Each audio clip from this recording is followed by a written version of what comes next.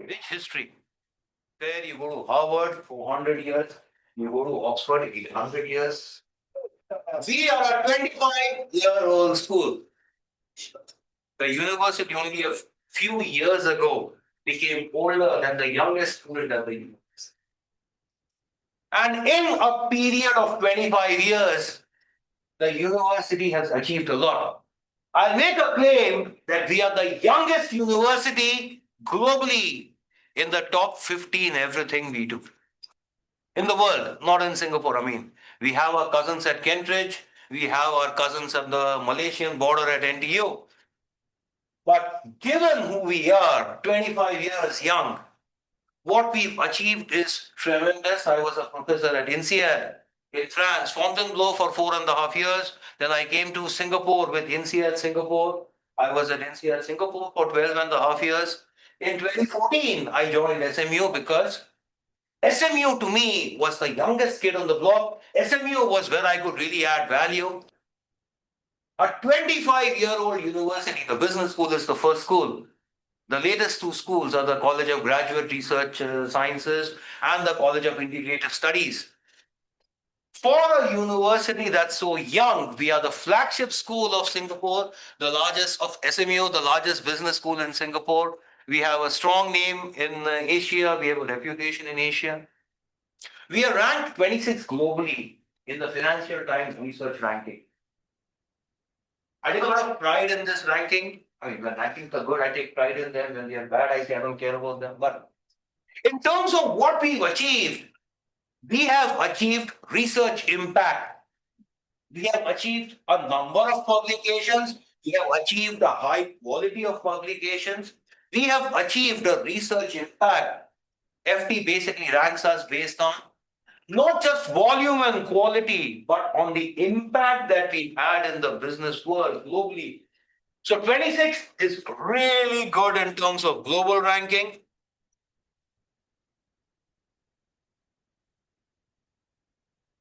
What is this program intended to do? This program is for conducting research with people like you, professional business leaders, people who are working in the industry, who want to push the boundaries of management thinking with applied research to make a difference in the world of business, acquire in depth knowledge of specialized areas, sharpen their ability to conduct original applied research. The program offers broad exposure across business disciplines. Vincent is an expert in finance. He's the chief financial officer of A Star. But we did not give him a PhD in general management with a specialization in finance, even though he specializes in finance. Because in our world, what we see is we have three different doctoral degrees. We have an academic PhD program that does offer expertise areas, that does offer specialization areas. We have an academic PhD in business that does offer a specialization in finance, marketing, OBHR, strategy, operations management, all the areas that you think. This program is for full-time students who are working in their university only on their research. They are not working in the real world. At the other extreme, I have a Doctorate of Business Administration degree, a DBA, which is meant primarily for applied research, primarily meant for practitioners who want to use their knowledge of research to apply it back in their professional careers. And then we have the PhD in General Management. A little bit of this, a little bit of that. The PhD in General Management is also a program of applied research, also a program for professional leaders. But one way you have to make impact, both in terms of theoretical research and in terms of practical research. In terms of the DBA, where do my DBA people publish? And my DBA graduates publish in Harvard Business Review, Sloan Management Review, California Management Review. Practitioner-oriented journals, my PhD in general management graduates ideally would publish their dissertations in trade journals, in practitioner journals, but not at the big picture level, more in terms of the functional level, having some expertise in the theoretical areas. And then my academic PhD students would publish their dissertations in the Journal of Finance, the Journal of Marketing, the Journal of Operations Management. area-specific juniors. There's a big distinction between the academic PhD program and these two programs, the PhD in General Management and the DBA, in that these two are professional doctoral programs. Unfortunately or fortunately, in the real world, problems don't pigeonhole themselves neatly into finance, into OBHR, into marketing. Real world problems are all over integrated, have cross-functional appeal. And hence what we do is in this program, we have broad exposure and research across different business disciplines. Applied outcomes, we do offer teaching competency and effectiveness training. We do offer research methodology training. Roughly, who is this program for? What is the candidate profile of candidates in this program? Okay. The PhD in General Management, greater focus on theoretical contribution and methodological rigor.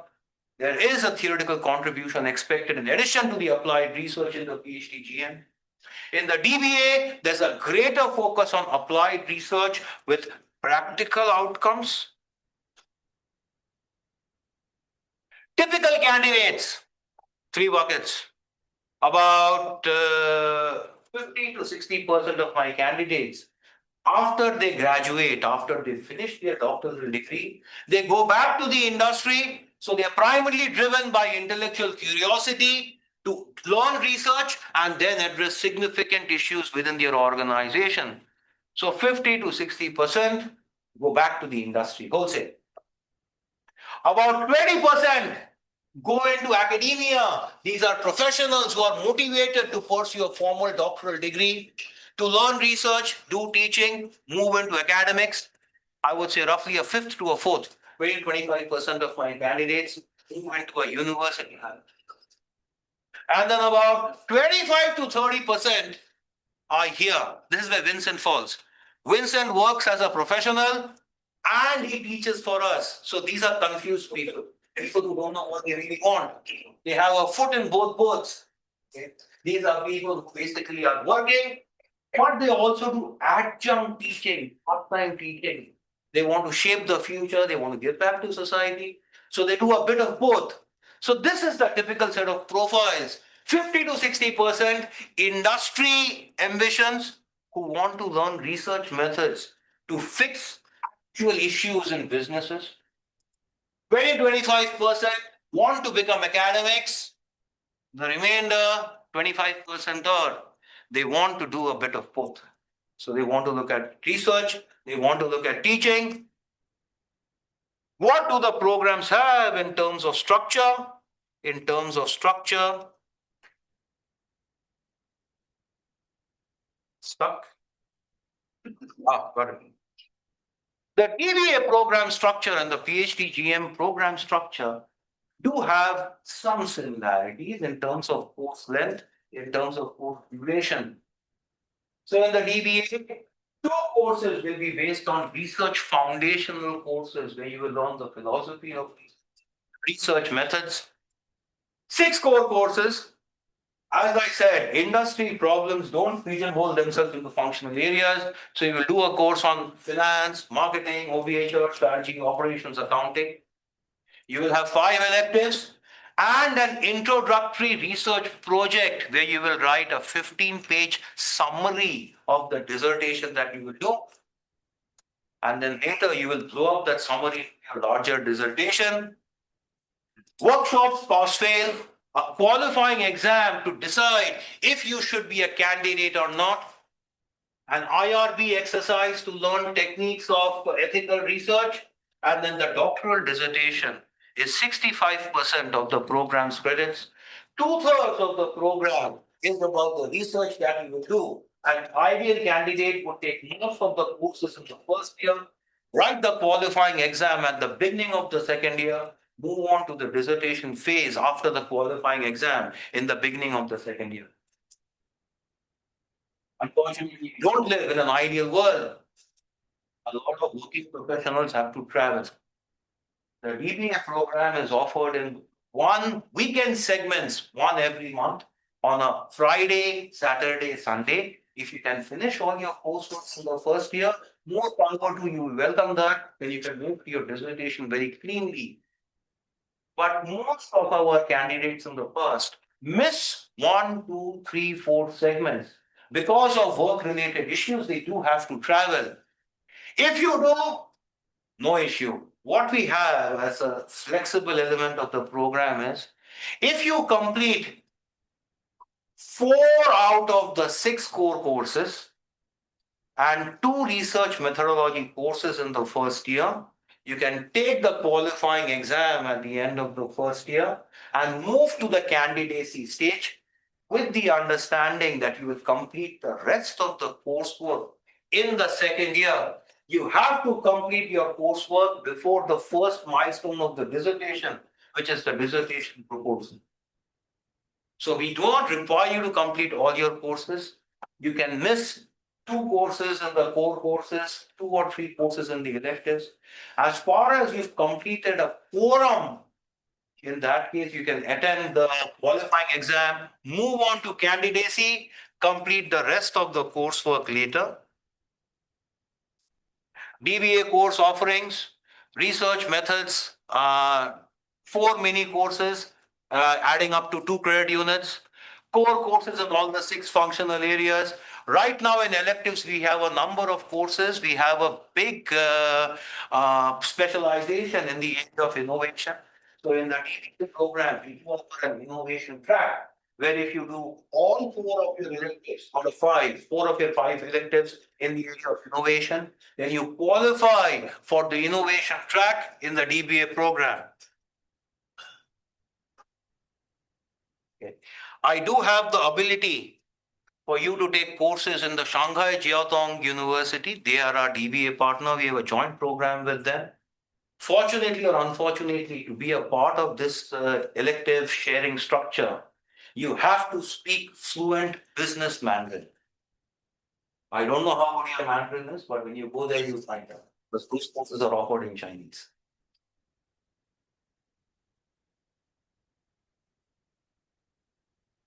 The DBA, as I said, 2 research courses, 6 core courses, 5 electives, amounting to a total of 13.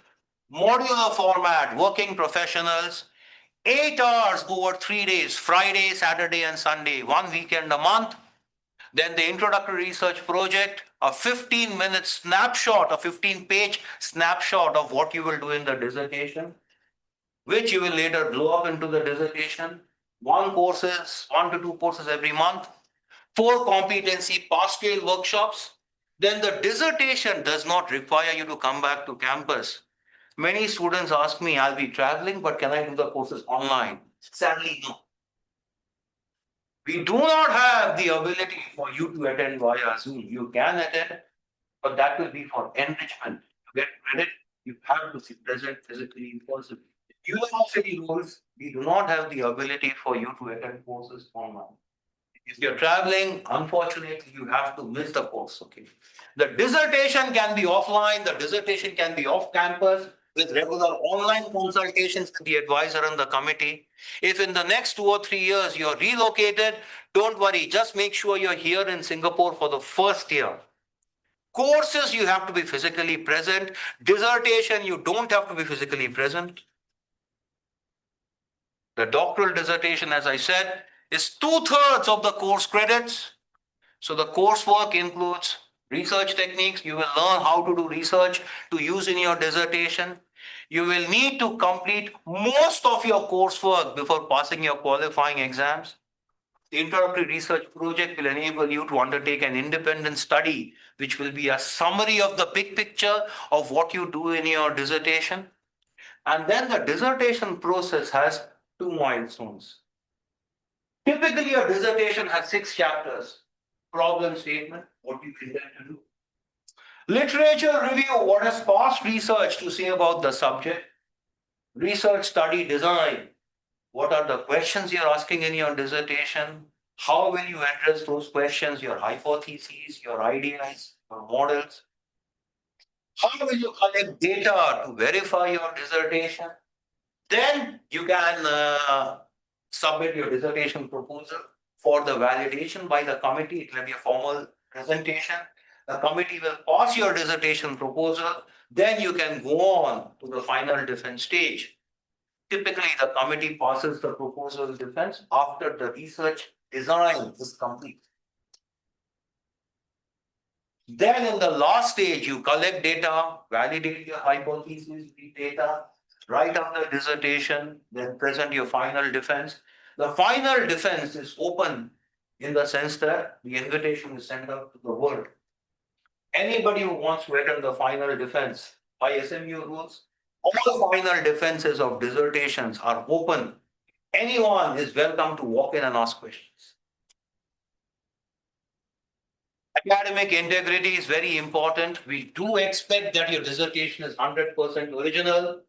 Your dissertation committee will be chaired by a supervisor with 2 to 4 other members. The other members and the advisor will be decided in a dating format by you and me. You will give me a 1 to 2 page summary of what you intend to do in your dissertation. I will share that with 3 faculty members who are experts in that area. You go and meet these 3 faculty members, you bounce your ideas off them, you see the feedback that they give you. After 2 or 3 meetings, you tell me, I'm most interested in working with this professor. I check with that professor, is there mutual acceptance? And then that professor becomes your advisor. And the other committee members I will choose in consultation with the advisor.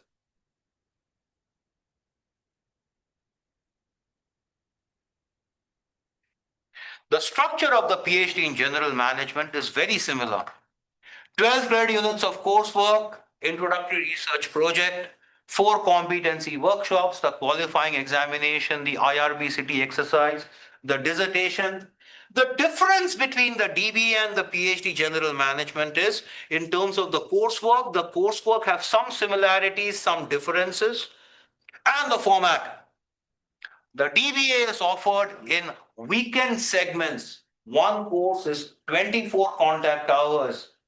In the PhD General Management, we conduct our courses in segments of 6 days.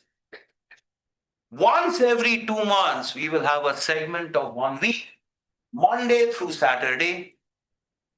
Monday, Tuesday, Wednesday will constitute one course. Thursday, Friday, Saturday will constitute the second course. Still 24 contact hours, but not on the weekend. One segment of 6 working days every 2 months, where you come to school Monday through Saturday. Each segment constitutes 2 courses. Same number of contact hours.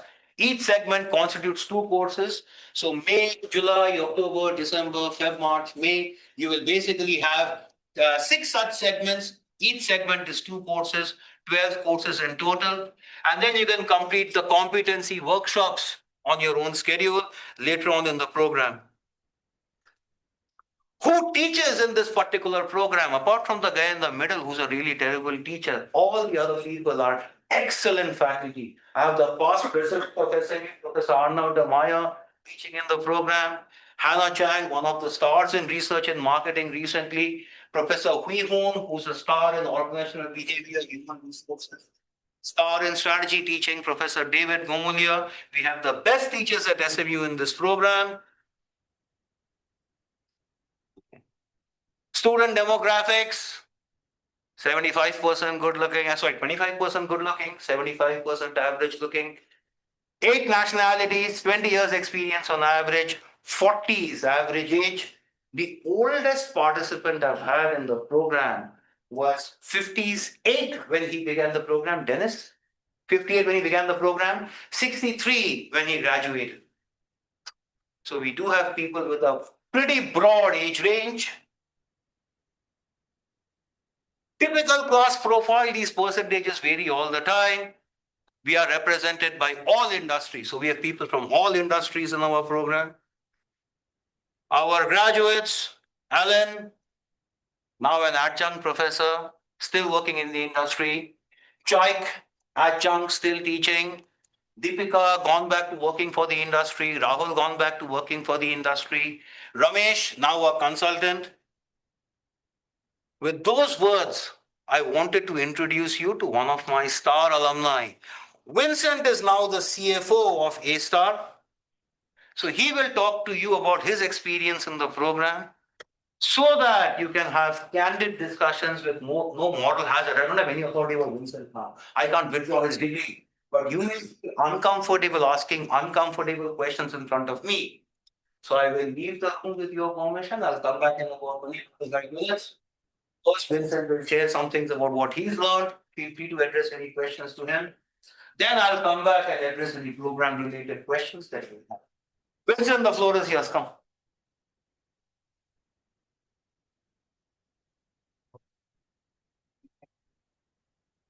Please don't leave my portable, but it's okay. You need to smoke with it, that's why. I think quite small. So, ladies and gentlemen, my name is Vincent. The adjunct slide doesn't have my name, mainly because I don't teach in the Kongchuan School of Business. I teach in SMU, but School of Accounting. And I also didn't start by teaching in SMU. Like most of my classmates, schoolmates, or colleagues, I started teaching in National Taipei University of Business, Taipei Sangda. And then I started teaching in Vietnam, in Nghệ An province, Vinh University. And then I taught in SIT. You all know SIT, right? No, where's SIT? Punggol, so where I teach, so it's not Punggol. So it was terrible. I hope not to offend anyone. A terrible, very old building, and I taught in Dover. And then after that, I had a chance to come here and teach in School of Accounting. And now I'm a teacher in School of Accounting. My subject is managing sustainable value creation. It's not an elective subject, it's a mandatory subject. So, ladies and gentlemen, since our friend went for a smoke break, and then he will come back in 20 minutes, maybe 19 now. If you're okay, I'll just share with you maybe how I start, if it helps in maybe having some synergies or fit, then maybe I have done my job to earn that water. So long time ago, I was the CFO of Motorola for Asia, not Asia, but Asia. And I was pushing paper, doing quite a lot of finance thing. My company earns hell lot of money. I don't, but it's okay. We all work for the company. We are quite glad that we contribute to the organization. I was thinking, there are groups of people who are a little bit more academical, and they are like professor and team. And in my organization, because it is a US company, I may offend some of you, but US company, you look at Singaporean, it's like, when your time to retire, you please retire. So it's a bit different. And because of that, I was thinking maybe it's quite good idea to have some skills to teach. So you have a license, take a license, and there's some skills to teach. So if in case I retire, I don't need to serve McDonald's, so I can still, do a little bit of teaching and become a teacher. And then the rest of the time, I was CFO of Data Logic for Asia Pacific, the CFO of Deputy CFO of IP International. I didn't have the opportunity. I went to NUS, SIT, I teach at SIT. I have gone through Australian universities. I've gone through, of course, Malaysia, but UK, US. And then in Singapore, there are a few that are quite good, like NTU, for example. They have PhD courses, NIE, for example.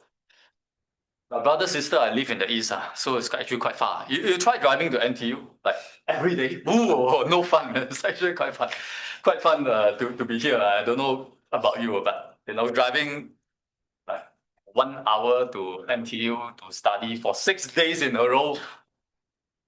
They don't give a com to your timing. 9 to 6 sharp. So you better be here like 8:30 or maybe 8. And then you finish 6, right? No, you don't finish 6, man. It will continue talking your classmates and all talk until 8. So it's like 8 to 8. And then you got to drive 2 hours. Ooh. So it's like whole day don't sleep. So I think no, NTU very far away. So eventually I talked to Shantanu's predecessor, Dr. Z. And Dr. Z said, let's come. So that's how I joined. So after that, when he asked me to join, I joined, and then he left. So Shantanu took over. But it's okay, it's okay. Still, the school is the same. But then, ladies and gentlemen, something happened when I finished studying. I took one of the longest. I took like 5 years because of COVID in the middle. I can't do dissertation committee. No one wants to come. I set a committee, and no one wants to teach me. So it's like I waited 2 years for doing absolutely nothing. So 5 years. Most people 3 years. But then after I graduated, something happened. So you see, I wanted to make the world a little bit better place. A bit naive, but you all just listen. I want to make the world a little bit better. I want to reduce human disaster. So I want to do sustainability. Then I try asking people, like, let me contribute, do some sustainability. No one care about me. Then one day I thought to myself, I graduated already, I can put doctor in front. Quite paiseh one, so quite shy. But one day after I got rejected, I put I don't care, my LinkedIn, I put Dr. Vincent Lim, comma PhD. No, choose one. So I now I put Vincent Lim, comma PhD. Once I put that, someone came to me and said, Vincent, would you like to go to one of the biggest sustainability conference in the world in Dubai? It's called COP28. And then you can talk a little bit, maybe tell them what you think about sustainability. Mind you, my PhD was on strategic management, nothing to do with sustainability, but I like sustainability, so I learned myself. I watch YouTube, I learned myself.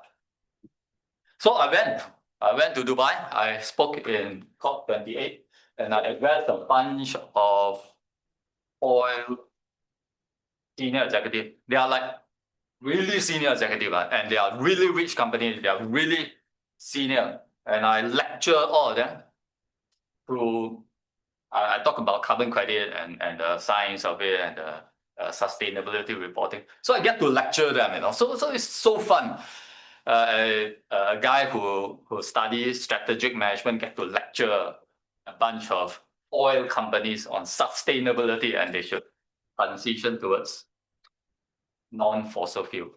And COP28, in my personal opinion, is one of the best COP, because COP1, COP3, and COP21 was quite crucial, but COP28 has the first statement that says transition away from fossil fuel. When I came back, then a professor said, hey, Vincent, wow, you spoke quite okay. Do you like to teach whatever you spoke in COP28? So I said, okay, let's start doing it. So that's how SIT invited me to become an adjunct. I took away one of the elective course at that time, elective, now mandatory. I took away one elective course and I converted that to sustainability reporting, carbon accounting. Why? Because again, my PhD at the back. Some professors, they are masters. Not wrong, very strong. Some professors are super strong, master only. But because I PhD at the back, so sounds a bit more atas, and therefore they allow me to go teach. I killed off one course and created sustainability reporting and carbon accounting. And ladies and gentlemen, during those times, you don't hear sustainability course from University One, We were the first. And you all know why? Do you all know? Anyone in sustainability? Anyone like sustainability? Heard of sustainability? A few. Okay, fantastic. So, thank you. So, brother, you should know during those times, don't have sustainability course. Why? Because at that time, there were many standards. If you look at sustainability at that time, they were not converged, and they were still trying to come up with. So imagine if you teach a course, you create a course. Within 3 months, it's totally outdated. By the time your student graduate, it's totally outdated. Then why do you want to teach? So we took up that chance. They gave me that chance. Why? Because of the PhD after my name. So they kind of thought that, hey, this guy got PhD, maybe can come up with something. Lucky for me, I came out with sustainability reporting through ISSB. And that's the one that stays. If I did GRI, it's gone. If I did all other things, CDSP, so long gone. SASB, all gone. So lucky for me, but the opportunity was because of the PhD after mine. After teaching for a while, some guy came to me and say, Vincent, would you like to maybe travel a little bit and maybe support some countries to do sustainability? So I said, yes, let's go. So I went to Bintan and we do seagrass. You all know seagrass. Seagrass helps a lot of suck a lot of carbon dioxide. So we help Bintan and some Indonesia to do seagrass conservation, restoration, and transplantation. Transplantation, please don't do that because you spend a lot of energy and then you don't get it. But they trusted me because, again, the PhD after my name. Government official. And that's the time where Trump came in and said no more US aid. No money, and they still ask me to go. Also, so that you understand how difficult that is, because of PhD after my name. And after doing a little bit, then some guy came to me and say, Vincent, would you like to maybe teach in Taipei? But I went Taipei. Also, I taught sustainability in Taipei. Just now Shantanu say, your Chinese need to be very good. In Shanghai, many people can speak English. In Taipei, many people cannot speak English. So you have to 100% Chinese. Once you turn Sala a little bit to English, they don't know what you're talking about. So you want to go Shanghai? Don't worry, just go. You want to go Taipei? This thing a little bit. My experience was better be very strong in your Chinese. Or take an AI translator and then translate. So after I went to Taipei, some guy came and, Vincent, would you like to teach in Nghệ An province, Vietnam? That's why I went. Why? PhD after my name. After that, some guy came and said, Vincent, you have been teaching SIT, all these nice things. How about you actually do some sustainability, science, and technology? So I said, yes. And then I joined an organization with 5,700 employees. Among them, 4,300 are scientists. And they are scientists. Some of them do nuclear, some do therapeutics, some do oncology, some do sustainability. And when they do sustainability, it's not just doctor sustainability reporting. No, methane pyrolysis, they do carbon mineralization, they do real sustainability production. And today we have LCT3. Later on we can check. Then after that, some guy came to me and said, Vincent, would you like to teach in one of the best schools in Singapore? And this school are very, very strong. Number 26, number 26 in the world. But then not the school that graduated you. It is the school that is in accounting. I said, yes. And that's how I started teaching in School of Accounting in SMU. So ladies and gentlemen, overall, that was my experience. Why do you think I've been getting lots of opportunity? Guess and see. Because of the 3 words after my name.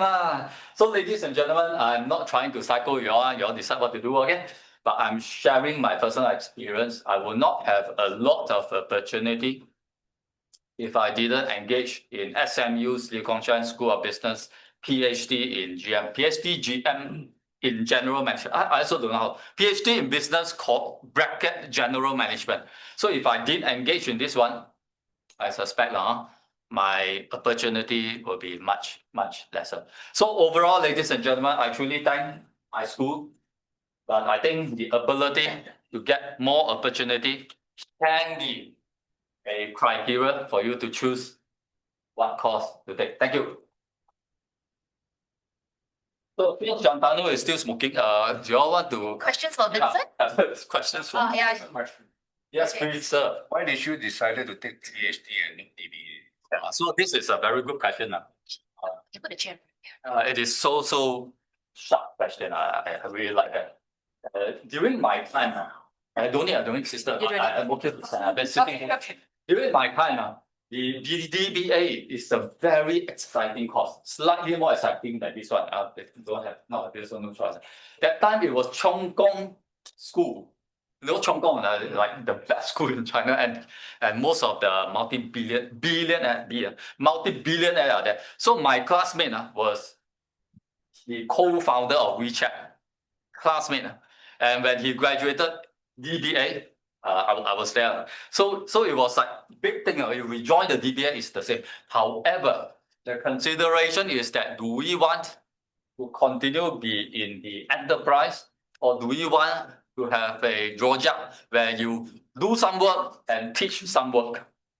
If you want to teach some, I suspect DBA a little bit hard, lah, brother. So the answer is, do you have interest in academy? As in exam or full time? Yeah. So this is another good point. I suspect if someone who has DBA will have also quite some opportunity to do a jump also because your name is doctor. However, if we have competition, if the school has competition, I suspect you'll choose PhD. Also, you decide maybe some schools not enough competition. No, DBA is quite strong. No right or wrong answer.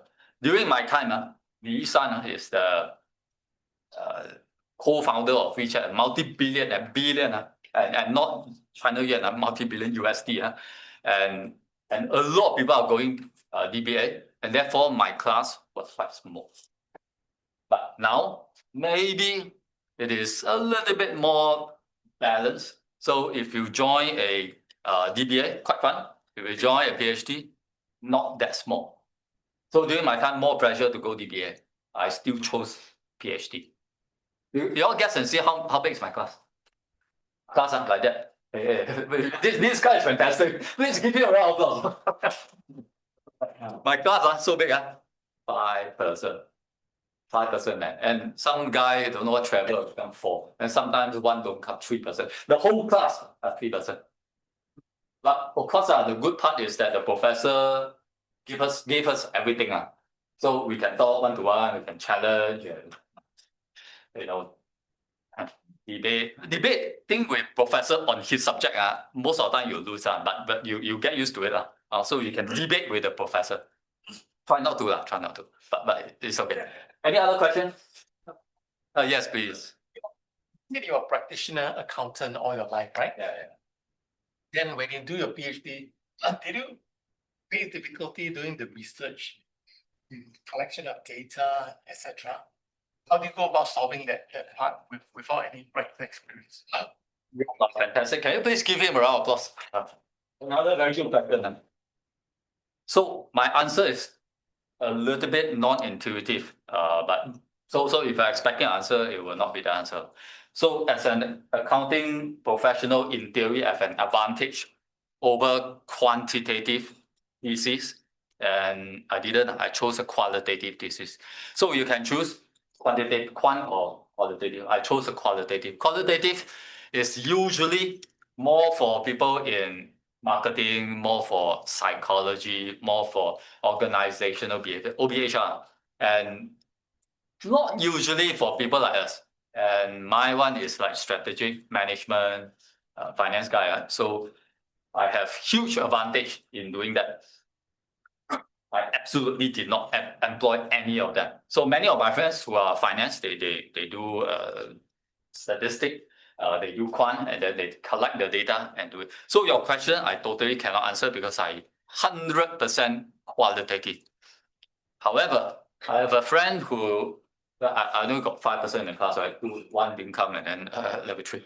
So 3 of us. So one of them in SUSS, SIM actually. SIM, he used quant, and I was told his finance background actually helps a lot, and the ability to look at relationship and the probability was a breeze for him compared to my marketing guy. Took a little bit more time. But for me, the opposite. I took a lot more time to go to qualitative because I'm a finance guy. Very good question. Any other question? Yes, please. Just thought about seagrass, Yeah. and other products, agriculture, like fish farming. Because I have fish farming, we done fish before, and then also like animal, goat farming, all that. Basically, to make sure the farm is sustainable, to feed food for all of us. So I know at the moment the Jewish people are doing that, but sustainability, I'm looking for a hand to hold me along those lines. Get some answer from. So this question is not directly linked to the course and it's not directly linked to why I'm given a glass of water. So depends on how much we want to talk about. Basically, so it's not related to this course. Basically, for sustainability is my passion, and I'm doing this. Doctor administration in agriculture. So sustainability is. Or your thesis, is it? Or your thesis, you plan to choose this one? So sustainability is I one of see. the electives. So Uh, yeah, so is it one of the elective or DBA?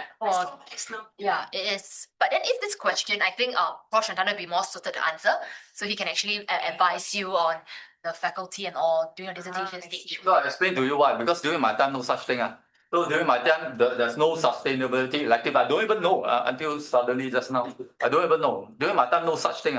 It's all the standard thing like OBHR, marketing, finance, and finance a lot. The statistic. So we don't have sustainability. If have, I would have chosen, but during my time, don't have. So what we do is we learn by ourselves and then we go in straight. But you can choose two committee members from the school, one from outside. So one from outside, you can choose the best sustainability professor. Don't need to be SMU. I don't think SMU has a lot of sustainability paper. I'm sorry. No problem. Yeah. Huh. It's a very new topic. Yeah. Yes, please. my question is around like research, right? Obviously a lot of things that we read online feels like there's nothing innovative about what we can do. And that's really a big kind of like hurdle in terms of trying to think of what I want to do, whether is it 100% global, and then maybe we can also talk through the process of the Viva that you went through, just to get a sense of where were the stumbling blocks that you faced in the whole. Fantastic question. Can you please give him a round of applause? So the ability for us to understand like thesis is actually quite crucial. Long time ago when I first started the course, after being seduced by Dr. Z and re-seduced by Dr. Shantanu to join the course, I have an aim, I have a mission to do my thesis. They are related to finance. Because finance guy, I'm accounting, I thought I come in as a breeze. But then when I was a little bit longer in this course, I studied his OM. My score for OM is very high. I think I got an A plus. So he gave me an A plus. So I studied a few courses. I find that, you study SMU, PhD or DBA, and then you learn all this new knowledge, and then you follow the original plan of doing the thesis. What a waste. Why not you consider something more interesting? Take SMU as a real source of inspiration and knowledge, and then create something new. During the course of me researching for my thesis, I learned a lot. So my answer, not really answer, but my sharing of my choice is that the ability for us to think out of the box is during the course. Otherwise, we all think that we can think out of the box. My personal view, we come into PhD or DBA, we think we can think out of the box without actually going through the course. It's very low. But when we are going through the course, wow, suddenly the whole world lighted up, and then we didn't realize marketing, didn't realize OM. The guy taught me OM, fantastic. That guy is fantastic. And then we have OBHR, and some very strict guy asked me to read 5 papers per hour, and then so after going through the very tedious bad word, sorry, not to demoralize you, but very tedious, very difficult, very diligent way of learning the knowledge, my thinking of thesis has changed, and I was a little bit more able to think out of the box. And my suggestion to you, based on my personal experience, is if you're interested to go through the program, let's go through a program with no preconceived idea. You decide on one and you come in, it's like, then it's like, maybe the mind a little bit closed up. So, but the academic part of the question, please ask Prof. Shantanu will be best suited to share, if you want to ask again. Any other question? Yes, sir. Thank you so much for sharing your response. And usually first thing, anniversary in the farm. A star, right? Yes, thank you, sir. Yeah, just to check out. How many universities did you consider before you chose something? Another fantastic question. Can you please give me a round of applause? So I kind of just now shared that I considered quite a few overseas universities, UK, US, and I have also looked at Singapore, every single university in Singapore, and I have a total of about 8. And after going through 8, it's a very simple calculation.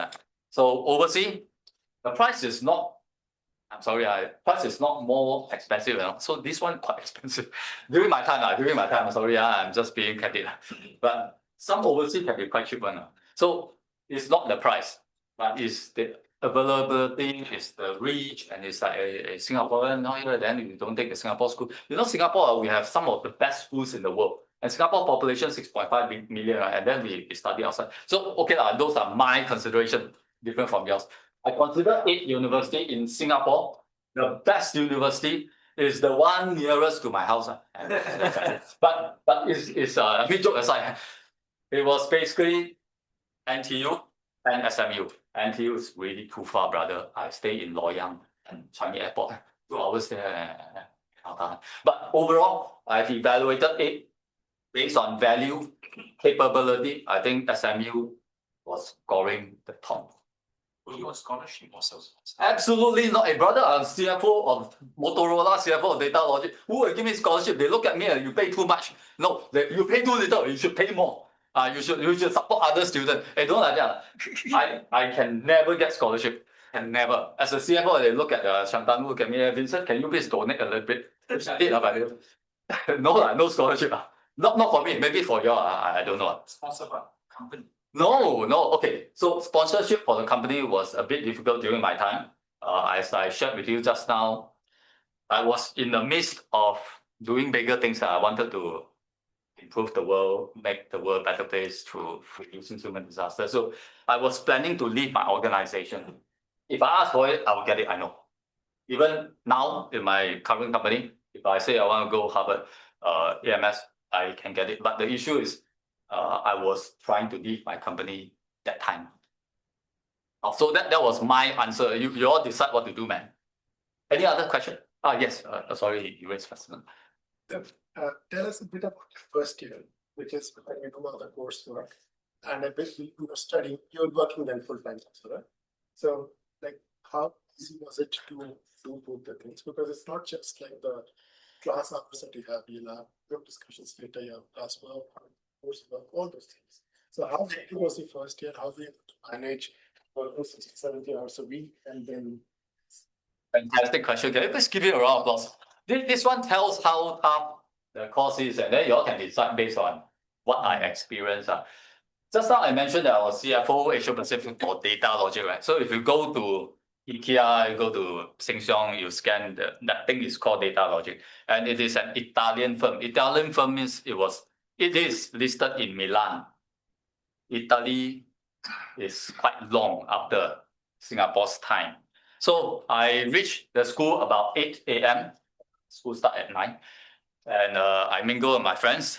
And then we talk, study until 6. But 6, it doesn't end. So my friends will be very excited and talk to me and discuss maybe about 7 or 8. I go home, 9 o'clock start work. So brother, that's how I manage it. That's 6 days. You say 6 days, 6 days. Don't sleep so much. It can be done. And 6 weeks, one time only. It's okay. So 1.5 months, do one time. Don't sleep so much. So how I managed for the first year was always like that. Yes. So I'd like to add to Vincent. What Vincent said, I agree with fully. We don't have any difference in terms of content, rigor, methodology between the academic PhD program and these programs. From our perspective, these are genuine, rigorous, methodologically oriented doctoral programs. So the kind of rigor that you will get is what you will get in any other sort of academic PhD program as well. The focus here is on applied research. That's the difference. But in terms of the effort needed to complete the coursework and the dissertation, I would say that part of the reason that we've been ranked so high in terms of our research impact is, of course, the kind of research that our students like Vincent do. They sort of do excellent research, and that's recognized by the FT. From our perspective, there will be a significant amount of effort invested in the program. So I want to sort of combine that with the other question that you asked earlier, sir, about what were the other programs that you considered. There are universities around the world, which we name here, okay, where the degree of rigor is not as strong. Our program, in terms of structure, in terms of expectations, was based on the lines of the Harvard DBA program, which is very rigorous, which is very methodologically strong. So, from our perspective, we expect the same kind of standards, we expect the same kind of output.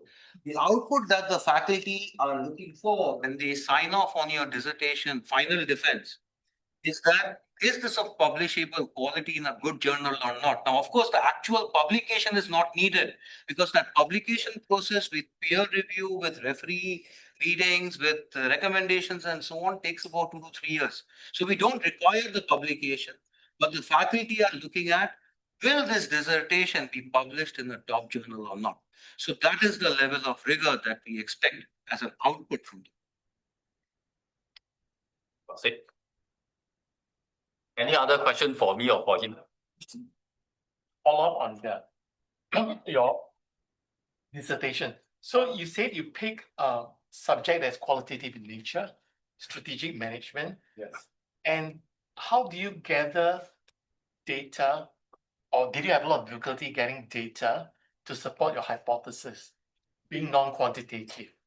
How do you solve that? So I do qualitative. Qualitative means I don't have to have huge amount of data and not to say quant is different from qualitative. But my side is the ability to get the data. So my research was more like the psychology of CFO, and it's still finance, but it's not really finance, strategic management. So the ability to get one CFO to be in my paper is really quite difficult. I was able to get, I think, 30 of the largest companies in Singapore, and mainly because of my position. So I had it easier. For a quant, I think you need like 10,000, at least 10,000. So let's say if I want to study, I'll give you an example. One of my friends was studying and CFO with left-hander CFO do better work than right-hander CFO. And how do you do that? Quite difficult, right? You don't know that guy is left hand, right hand. So I think they came up with a hypothesis that if you have a center butting, then maybe you cannot find. But if you have left butting, it's like that, right butting, there's like. So they take the picture of 10,000 CFO, and then they compare that with the stock prices after the person joined, and then compare that with many controls. So you add, you eliminate many things with the control, and then after that your 10,000 maybe become 1,000 or maybe even 900, and from the 900 you derive the conclusion. My one, 25 settle.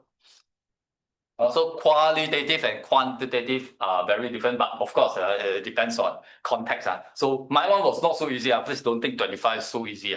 25 was a very vigorous, very robust discussion. Quite different from quant. Quant 10,000, maybe 8,000. So can I just add, I agree fully with what Vincent said. Qualitative research can be done very rigorously, very methodologically, correctly. So the outcome of your dissertation, there are standard methods of checking if qualitative outcomes of research are rigorous or not.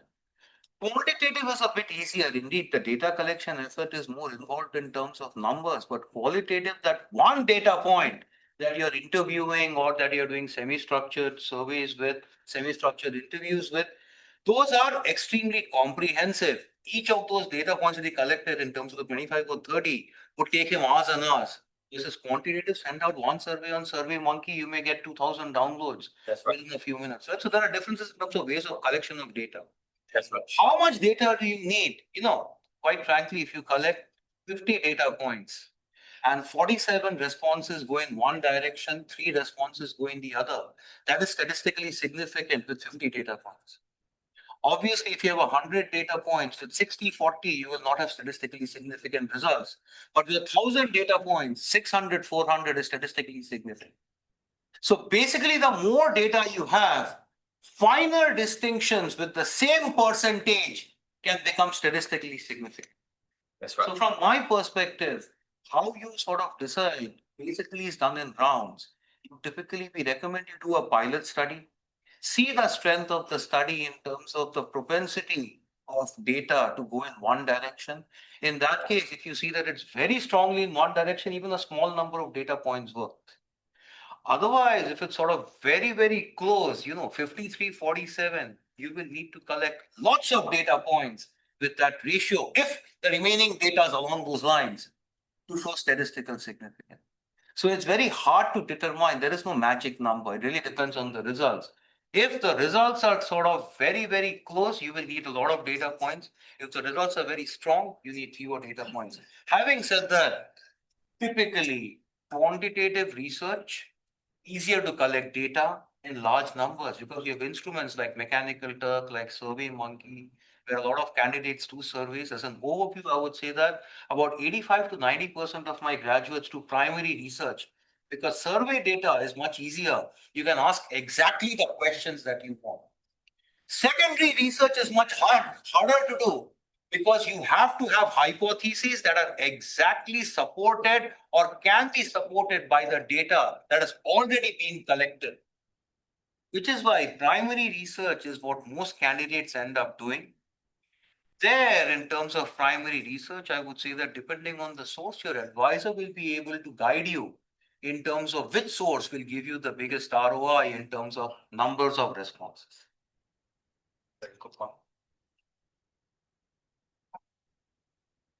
Yes. Thanks for sharing today. I'm Ken, and I came from Taiwan, but I agree with you.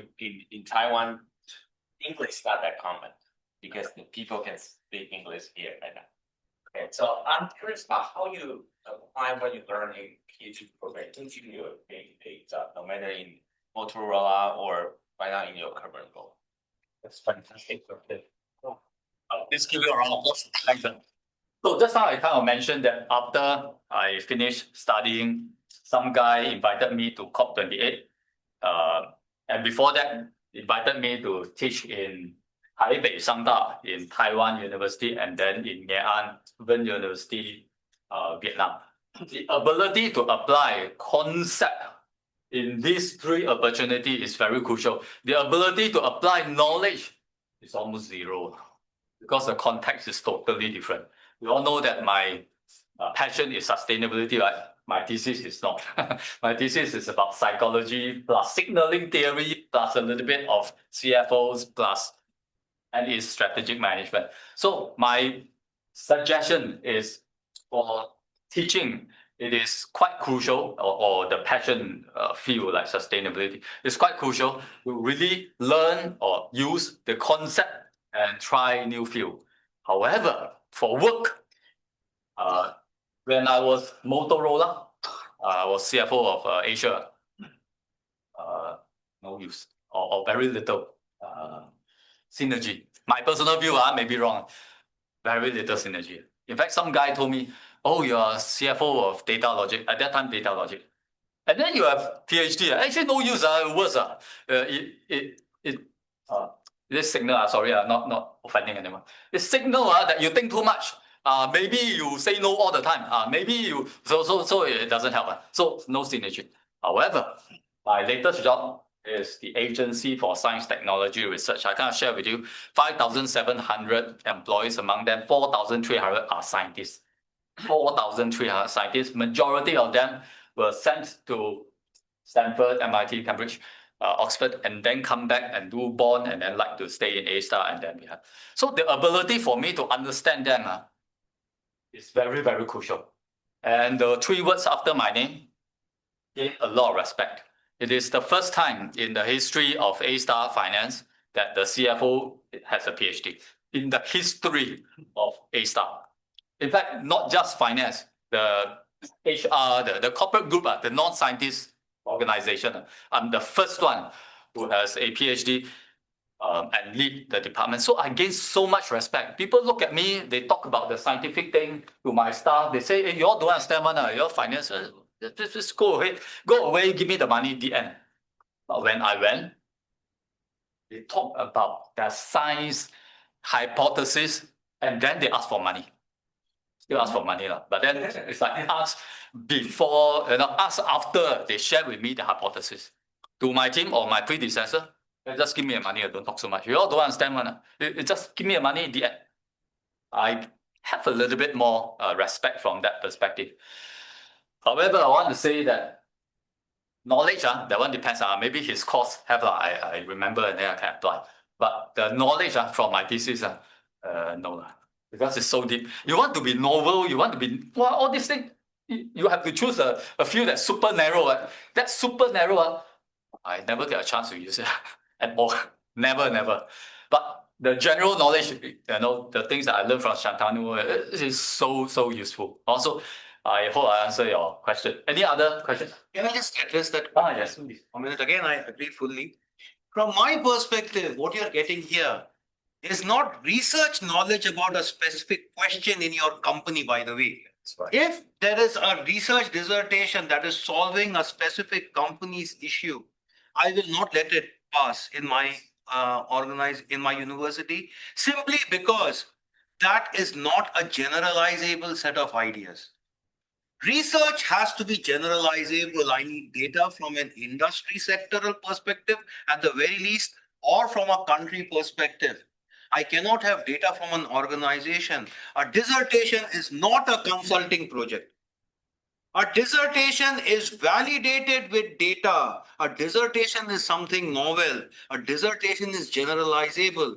What I think Vincent and other alumni get is a mindset of research that they basically can use for solving other questions. That's right. The application of the dissertation is not the big issue. It's the mindset shift in terms of data-driven management, in terms of framing the question the correct way, in terms of having the ability to collect anecdotal data when hard data is not possible, when possible, collect objective data to make business decisions.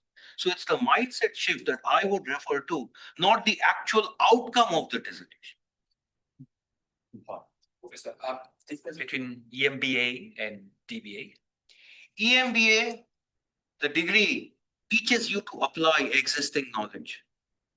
DBA, the degree, teaches you to learn and investigate and find new theories. In the EMBA, we teach the CAPM model in finance, which is basically an asset valuation model. In the DBA and the PhDGM, you are asked to find new models which fix the issues with the CAPM in terms of specific issues, in terms of risk taking, in terms of portfolio management, and so on. So the EMBA is about the knowledge of application of theory. The DBA is about the development of new theory.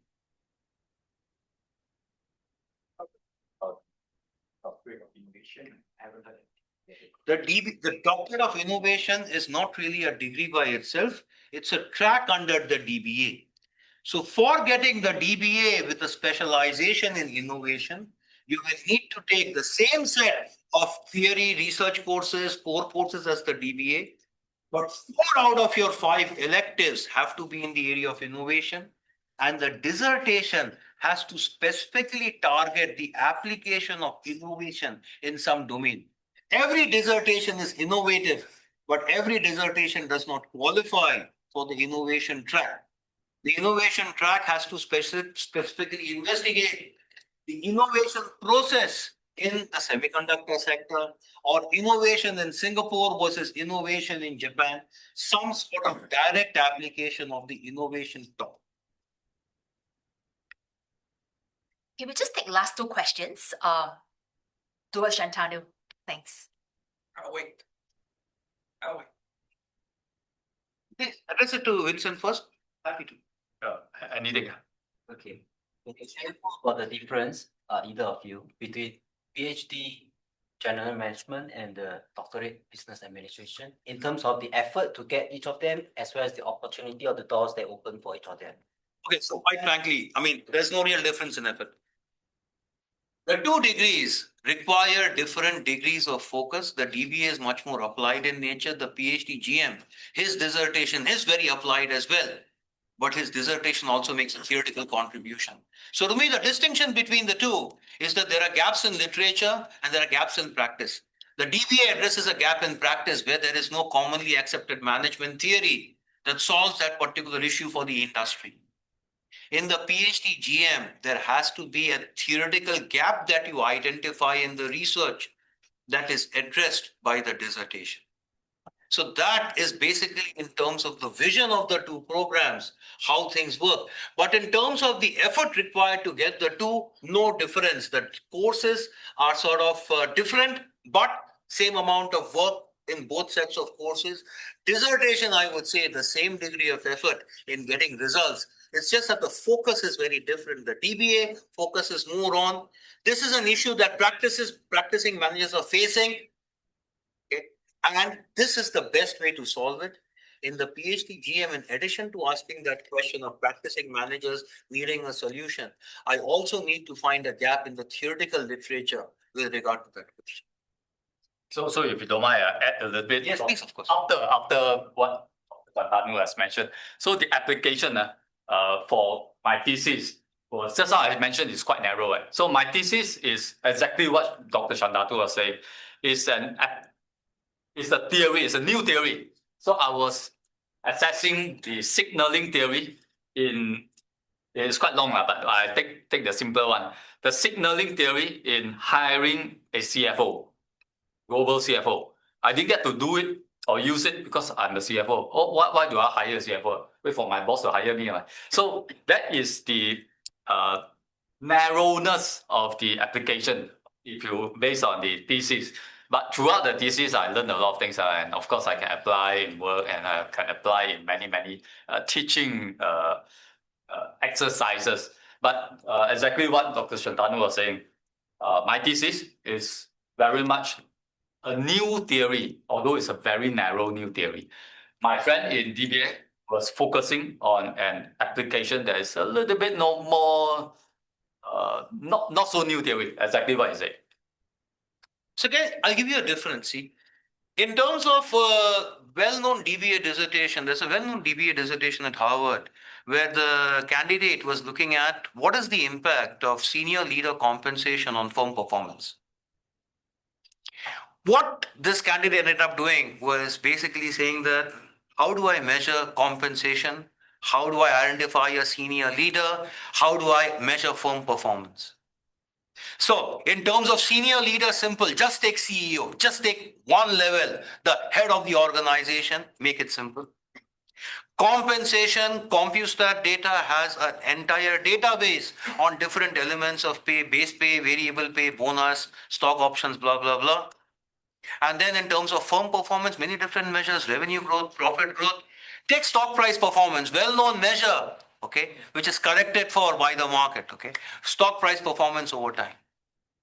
Does a regression to see what is the impact of the CEO's total pay on stock price performance. No correlation, no statistically significant regression results. Now the candidate is back to square one. Then starts a more detailed search.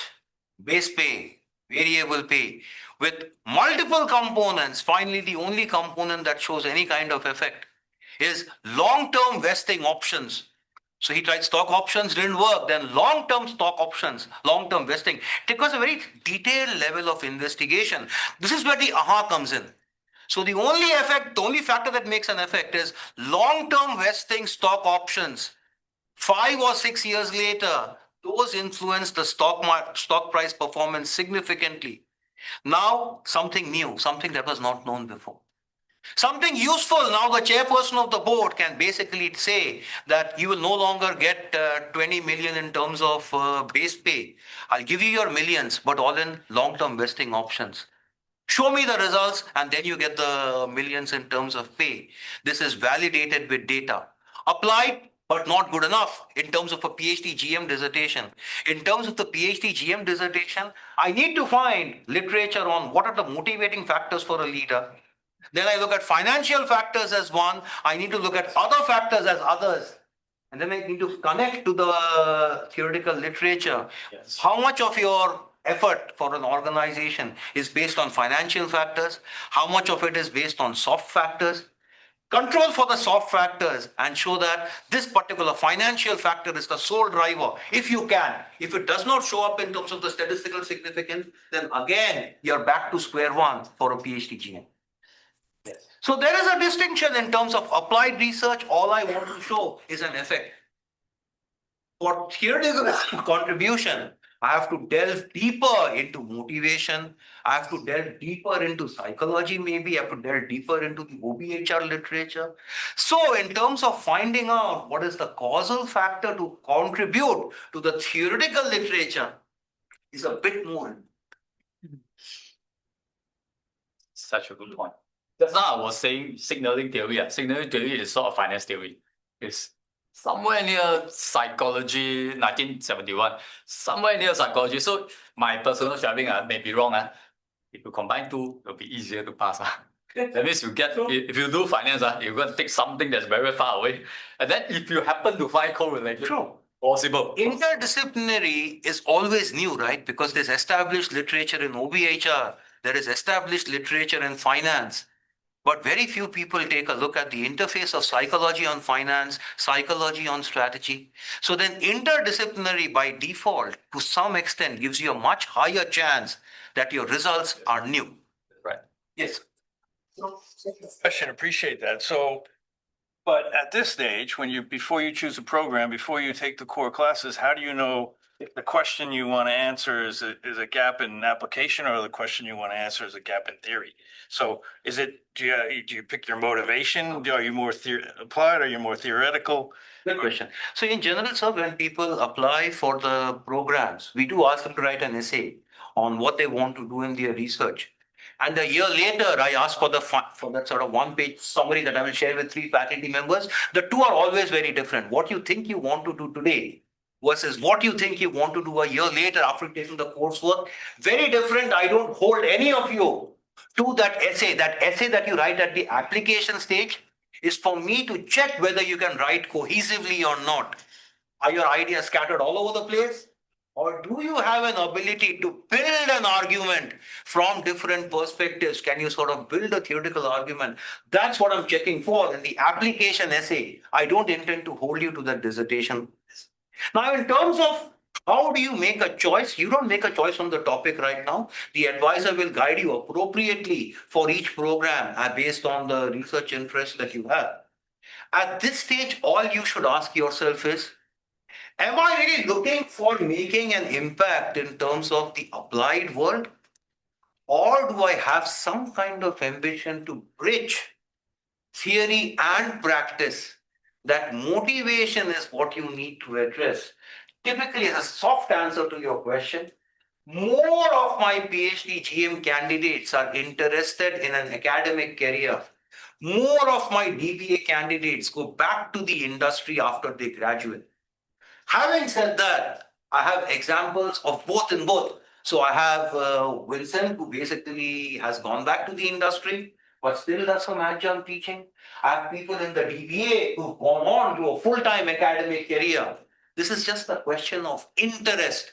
What am I interested in? Is my burning desire to sort of shape the business world? Or is my burning desire to bridge academia and practice? If the answer is the second, the PhDGM may be a bit better. If the answer is the first, then the DBA may be a bit more approved. Yes.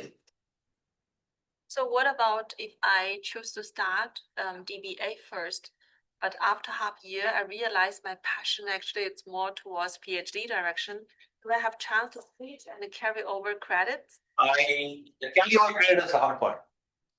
Any program at SMU, from one program to the other, the maximum number of exemptions granted is 3, including for these 2 programs. So ideally, if you said half a year, 6 months, 6 months would imply 6 courses on average. If you're doing your courses regularly, you'll be able to carry over 3. If you're admitted in the other program, you will lose 3. If you decide to switch over after 3 months, chances are I'll let you sort of carry over all three if there is a like for like, because the courses are some are like there are core courses in both programs. Those core courses are easy to transfer. Each program has some specific courses that are not common to both. Those I cannot transfer because those are not there in the other. So I need that like to like, one for one correspondence in both programs for me to be able to transfer credit from one to the other. Yes. Do you have consultation to help us figure out based on our goals if we should choose DBA versus PhD? Absolutely. And right now I'm lost. I don't know which one I want to do. Both sound good. No issues. Professor Weehun is the academic director of the DBA program. I am the academic director of the PhDGM program. We both are very happy to talk about both programs. So whenever you're ready, schedule an appointment with me or with Professor Weehun. We'll be happy to have a one-on-one conversation with you to learn more about what your interests are, what your motivations are. We will share specific details about the program, so then we'll be able to see if we can recommend an alignment to you or not. I would never recommend something hard, by the way. I always sort of say that based on what you just said, this program may be more suitable at the end to me. The final motivation, the final decision is yours, okay? One very important thing that you should know. Don't apply to the program until you know your motivation for sure. I can check your academic record, I can check your thinking at this ripe old age. I will still make you write either the SMU admissions test or the GMAT or the GRE. You are not allowed to waive that because people want to take a look at your academic input quality at this stage as well. And believe me, you may have got a GMAT score of 750 out of 800 when you get 25. Today, that score will be much lower. With age, you get wisdom. With age, you get EQ. With age, your IQ diminishes very, very rapidly. You will need to practice for these admissions, for these aptitude tests to get a score along the lines of what we're looking for. We typically look for a minimum of 600. So my recommendation to you is the one thing that I cannot assess is your motivation. I can assess everything else. I cannot assess your motivation. It will be a shame if you join the program a year and a half later, say, this was not the right program for me. It's an entire effort. You will get an academic master's on the way out, but the effort is basically lost. I've had an attrition rate of about 10 to 15% from both programs in the past. The attrition primarily comes from motivation. I have never really made, apart from one candidate in the last 12 odd years, the PhDGM program started in 2012. In 14 years, I have had about 250 candidates across both programs. One candidate did not pass the qualifying exam on both rounds. The qualifying exam, there are about 5 to 6% who fail in the first attempt, but then allowed a second attempt. Apart from one candidate, no one has been thrown out of the program. The attrition rate primarily comes from motivation. When there is a crisis at work, what do you drop? You ask the question, sir? Who asks the question? How do you manage the sort of, you may ask the question, how do you manage the sort of work-life balance? Each individual answers that question differently. Okay. Family comes first, work comes a very close second. If you have to drop something, what do you drop? You drop the discretionary thing, you drop the dissertation work. And trust me, if you are regular, you will finish within 3.5 years. Why do people take 5, 6, 7 years to finish? It's because they do a lot of work, then they take a gap of 6 months to a year, then they're back to square one. You start from scratch. Unless you are regular, if you take a gap of a year, you don't pick up where you left off. You start from scratch. To me, that regularity is very important. You don't need to work on your dissertation every week. Once every 2 weeks, once every 3 weeks is good enough. But keep in regular touch with the advisor. There are times when you don't have anything to report. Meet the advisor after 2 weeks and say that, sorry, I tried this, I tried that, didn't work. Did not work is not a loss. But I did not do anything. That is a loss. If you are not regular, that is where you start losing motivation. So from my perspective, the motivation is something that you have to answer for yourself. Do talk to your family, do talk to your colleagues at work to make sure that they understand, to make sure that, I mean, sometimes there is a crisis only you can solve. right? It's not that you always have a sort of help in the office who can help you out on a certain question. So how do you address that question? To my mind, intensities may vary, but regularity is not a function of intensity. Do something every 2 weeks. Research does not progress linearly. Research progresses in steps, large steps. For every 2 steps forward, 1 step back, sometimes 1 step forward, 2 steps back. You do for 2 months a certain study, you more or less come up with a design, then you find it has been done somewhere else. Happens.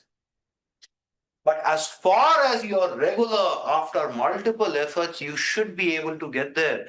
Research is non-linear. My own experience tells me the best students in bachelor's and master's may not necessarily be the best researchers. And the mediocre students in bachelor's and master's can be very good researchers. The correlation between coursework excellence and research excellence is positive, but not one.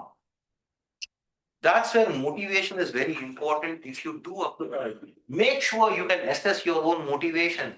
All your essays are very flowery. When I read your essays, I tear up. I was born to be in the PhD program. I was born to be in the DBA program. Of course, you can convince me with flowery language. Make sure you convince yourself. That's much more important. Just one final question on the SMU admission. Yeah, I'll be covering that in the Oh, later okay. slides, yes. Thank you, yeah. Okay, thanks Prof. Shantanu and Vincent for your sharing. So I'll be sharing on the other You have to come on. half of the slides. Okay, so for the PhDGM, we have 2 intakes. So one intake is May and one intake is in December. So currently admissions are ongoing for the May intake right now. We usually close the application portal about 2 months before, because for the onboarding matriculation methods that you have to do. So for the DBA program, there is 2 intakes. One is in January and one is in August. So as of now, admissions are ongoing for the August intake, and the next intake will be January 2027. Like what's the PhDGM program? We close the application portal about 2 months before. Okay, so in terms of the admissions requirements, bachelor's degree. So we do accept bachelor's degree from various fields, from accounting, marketing, HR. And because it's a senior executive program, most of the candidates have on average 10 to 20 years of work experience, recognized achievements. And like what Prof. Shantanu mentioned earlier, you would have to take the SMU admissions test if you have not taken the GMAT or GRE. This is strictly unwaivable for this criteria. 2 essays detailing why you like to join the DBA or PhDGM program, how you find it might be aligned with your career, your personal interests. And the other essay would be just a short summary or skeleton of the actual dissertation that you wish to work on. What is the topic of your interest? 2 letters of recommendation from your superiors who is able to attest for your professional capabilities. Okay, so this whole admissions process, I would say it takes about 3 weeks because you have to work on your SMU admissions test if you have not taken the GMAT or GRE. It's only when your overall profile meets our requirements that we will shortlist you for an interview. So for the DBA program, Prof will be Prof Hui-Hun. The PhDGM program will be Prof Shantanu. So once you have completed the interview, then we inform you of the results within a week. So I would say on average, this whole process takes about 3 weeks from the time that you submit your application. Okay, so these are the program fees. So a lot of questions on this. So out of goodwill, to thank you all for joining today, if you were to submit your application within the next 2 weeks, I'll be offering you $100 application fee waiver. So after this session, I'll reach out with each of you individually to provide you with the waiver code. The SME admissions test is $125 for 1 attempt. You do have, you can try to up to 4 attempts, but each attempt is $125. And for the tuition fees, you can see that for the PhDGM, the DBA program, about 130 plus thousand, about thereabouts. So, and it's divided into 4 different billings also. So for this program, we don't actually offer any subsidies or any grants. So it's mostly self-funded. Any questions? So, for SMU admission test before, after you submit online? Okay, so after you submit your application, we will reach out to you to complete the $125 payment. So after that, then you have about 1 week to work on the SMU admissions test online. So you don't have to come to campus to do the SME admissions test. You can do it online. Just inform us when you're done. We will retrieve the results and share it with you. And yes. I won't be sending you this deck, but I'll be sending you the recording, which contains this deck of slides. What's included in the SMU admission test? Similar to GM and GR? I'll say it's a little bit more straightforward for the SME admissions test. So it's all multiple choice questions, consisting of 3 components, which is the verbal, the numerical, and the inductive component. So if you actually want, when I reach out to you, I can send you a fact sheet. You take a look at the SME admissions test. It's just a 1-page fact sheet, a short summary of what the SME admissions test is about. So that'll be helpful for your reading. And Okay, so is there a minimum cutoff for SMU admission test? yes, we do have a minimum score. So like what Prof. Shantani initially mentioned also, the minimum GPA is 600. So we've met the admissions test score with that. So thereabouts, that score we're looking at about 600. You're allowed to redo. Yes, you have up to 4 attempts to redo it. Each attempt is 125. People are recommended for each program. PhD and also the DBA program. Last year, for example. Okay, so usually it's less than 10. That's actually admitted to each program. Like what Vincent has shared also, one of his class had 5. So I would say the good gauge is about less than 10 for each intake. Question?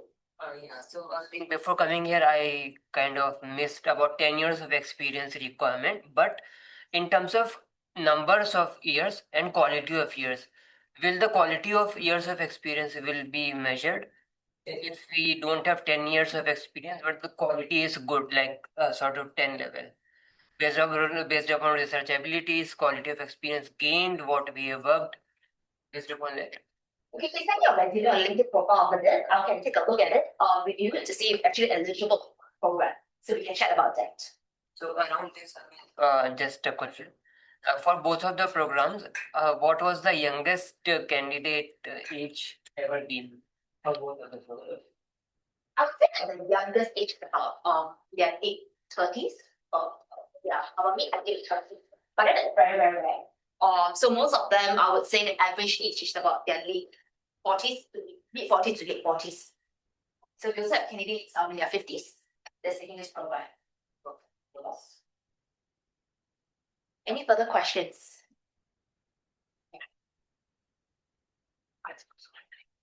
Okay. So the admissions for the DBA program is on a rolling basis. For the DBA program, it's January, August intake. Right now, admissions are open for the August intake.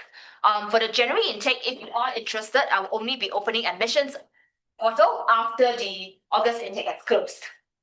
And for the PhDGM, it's the same thing too. Any other questions online? Can we pay via credit card for the fees or anything like that? Is there like a credit card installment scheme? Okay, so for this, there is an advance fee that you have to pay to be accepted to the program. So once you complete the advance fee, the other billings, you can actually do it by credit card. No problem there. This scholarship applies. No, for this program, it's actually strictly self-funded. No scholarships that you can apply. But you can tap on your skills future, not a lot, based on that program fee. Yes, but it's just a little bit of subsidy for that. Yeah, so that's about it. And SMU alumni have a 10% discount. Can it be being sponsored? That depends really on your company, the quantum that they are sponsoring. So if you are company sponsored, just let us know. And then we can see what we can actually advise you on this on the next steps. So if you are being sponsors, then do you accept 100% of sponsorship? We have to take a look at the sponsorship criteria and all. How far is quantum company sponsoring you? The intake is every year, it's in August, and the other one is June, right? For the DBA, it's January and August. January, The August. PhDGM is round. May and December. If we miss this 26, 27, the next one there's still. Yes, there's a running intake.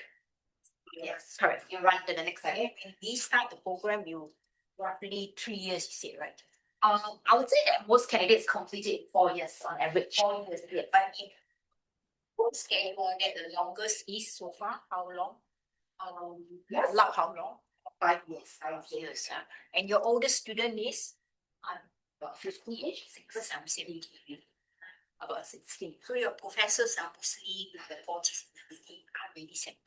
Oh, no, they are not all, yeah, no, not issue on this. Yes, not issue. The DBA bracket innovation, actually what does it? Okay, so that one you have to take a certain number of modules in the innovation track. But in terms of the application, it's the same. It will be a DBA program. Just that if you actually are interested in the elective, so that will actually be later on once you approach the program.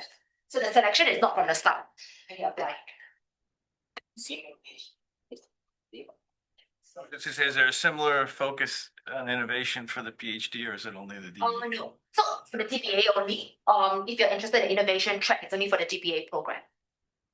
Okay. What's the last one? For the May, we usually close about April thereabout, yeah. Because there's quite a bit of pre-reading material before you actually onboard to the program.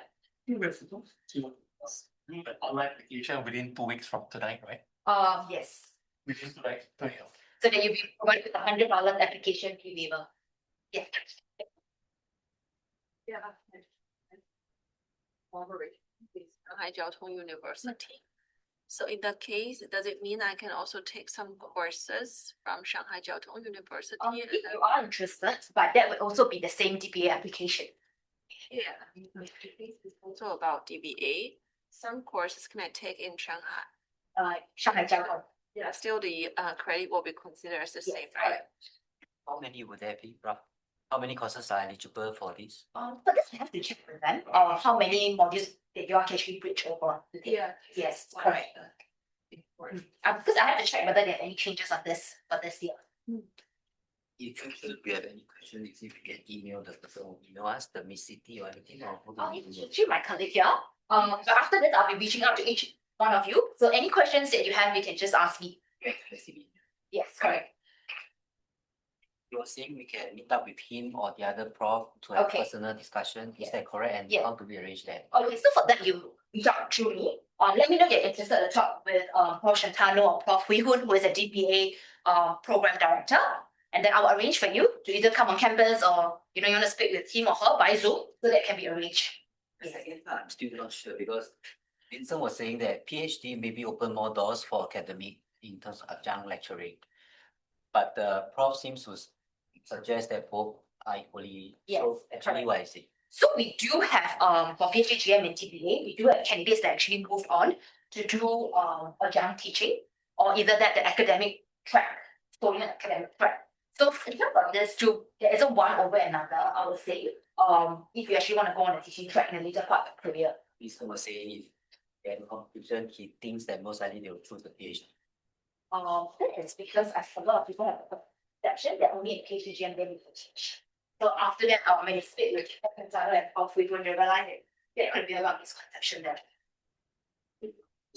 Yeah, because we actually do have invited alumni who are actually currently teaching at SMU as a job. So they have also taken the DBA. And some of them are also teaching at NUS. When did Vincent graduate from his PhD? Because not too long ago actually. It's like 2-3 years back. Can I just ask, when you say teaching, you mean teaching only in SMU, like not other universities? No, they do teaching in other universities. Recognizable for other countries also? Yes, they do. Indonesia. Yes, but there's a lot of different factors. Yeah, some of them because they did publications and all. Okay, if there's no further questions, I will be ending the session here. So thank you for taking our time to come down tonight.